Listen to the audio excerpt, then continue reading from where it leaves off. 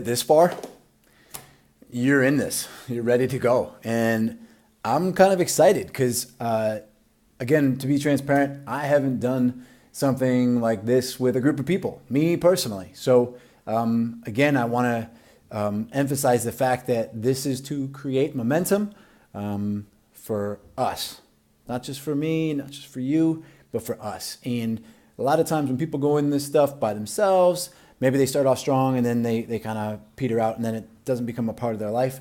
And it's tough to carry on that kind of lifestyle. So by yourself. So what the goal of this isn't to have this be the way that the rest of your life is lived with no alcohol and a couple of these other rules, but to try to create the foundation and create momentum for the next couple of weeks to know what it feels like.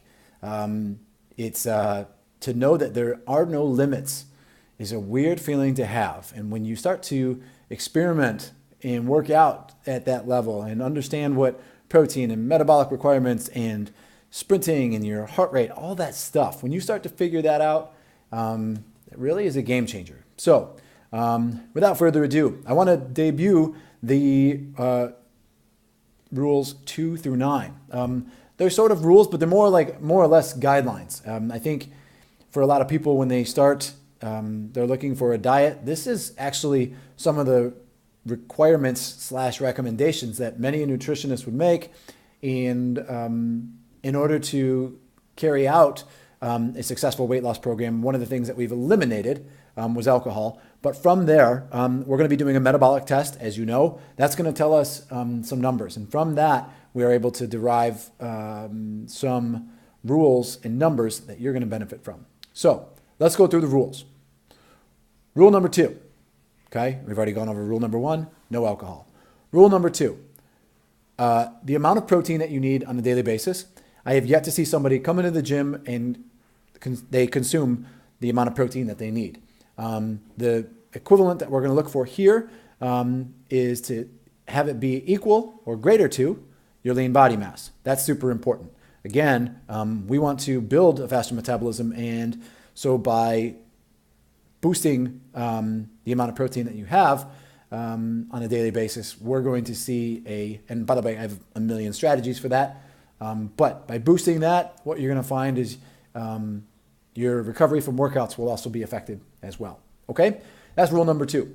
Rule number 3, your calories will be equal to your BMR. What is that? Your basal metabolic rate, or BMR, is the lowest possible point that you can go in terms of a metabolic rate and caloric, not metabolic rate, lowest possible rate of calories that you should be eating on a daily basis.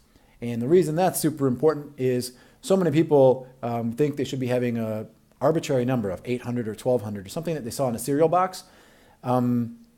Not that you eat cereal or I eat cereal, but the point being, so many people, they have no idea how many calories that they're supposed to be eating. And what we're able to find with the InBody, which is the machine that we have, is that it gives us an accurate number of which you really just can't drop below.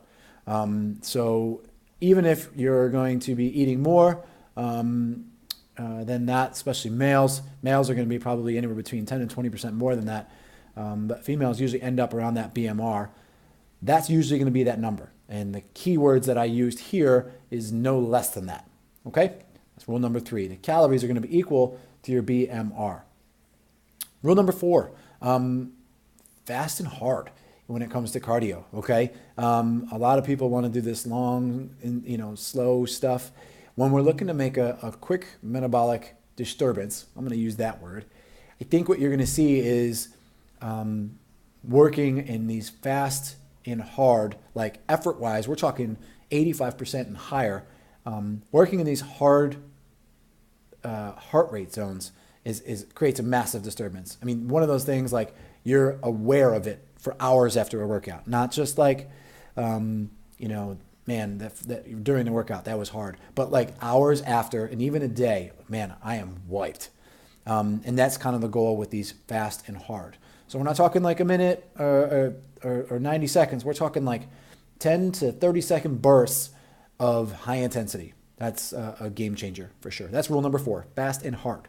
Rule number 5, kind of simple, but I know most people don't do this. So that is to recover. A lot of people don't recover very well. There's a lot of ways to do that. The 3 that I'm going to recommend is to try to get into some sort of sleep schedule, number 1. Number 2, to try to take a nap and or meditate. That was actually 2 and 3. So nap is 2, 3 is meditate. If you don't know how to meditate, don't worry. There's an app called Headspace. Highly recommend it. I signed up for the year. They send you reminders. They have guided meditation. You can go for 10, 15, or 20 minutes. I'm not worried if it turns into a nap, meaning me personally, because oftentimes I need that nap. So that's rule number 5, is to learn how to recover. Why is that so important? You can't exercise at a higher intensity and then not recover. It just won't happen. So being able to recover, it ends up being the name of the game in a high intensity situation. So let's recover well. Okay. Number 6. This is kind of silly as far as a statement, so I'll just say it.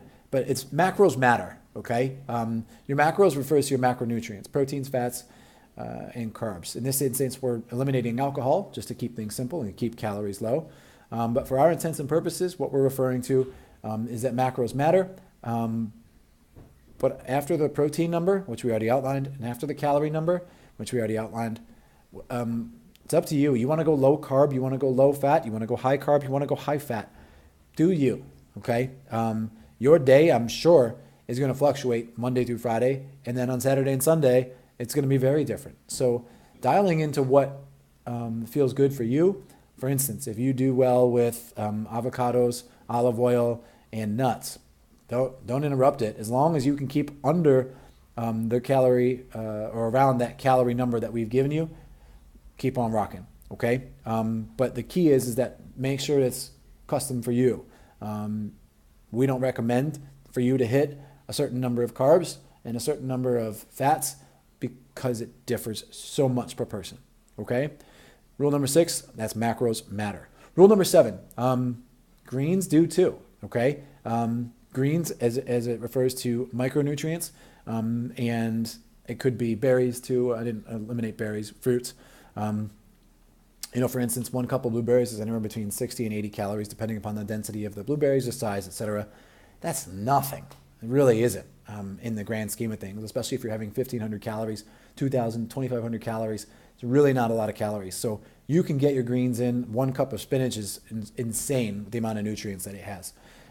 So whether it's having it in your shakes, whether it's having it at breakfast, lunch, dinner, we have a troubleshooting guide for how to get more greens in your diet. And that's number 7. Macros matter. Okay, rule number 8. Again, this is less of a rule and more of a stipulation. You want to have a small breakfast, big dinner? Cool. As long as your numbers add up. Okay. Again, if you're 1,500 calories, and we have guides and guidelines for this, and you want to have a small lunch, medium-sized breakfast, medium-sized dinner, cool. You want to have a small breakfast, medium-sized lunch, and a small dinner, cool. You want to have a massive breakfast and small lunch, small dinner, cool. The only caveat to all of those cools is that you maintain that your protein and your calories are where they need to be. If you're all over the place in terms of calories and protein, then we have a problem. And we don't like problems.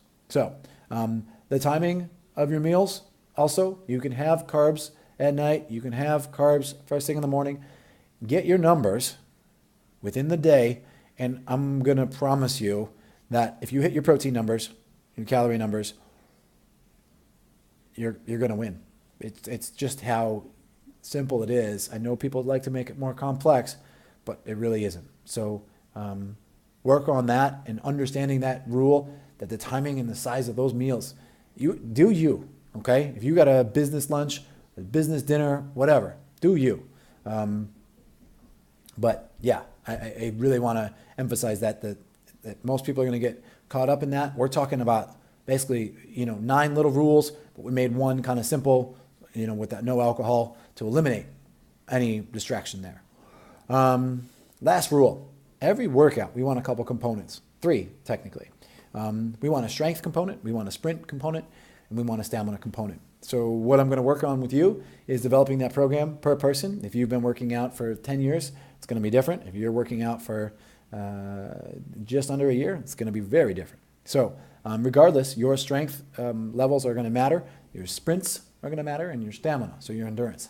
I'm not talking about endurance on a treadmill. I'm talking about muscular endurance. That's going to matter. So that's what we're going to work on. Those are the 9 rules. If you have any questions, please feel free to reach out now. Those are the outlined rules. I'm going to be sending this in a spreadsheet, articles for just about every one of these rules.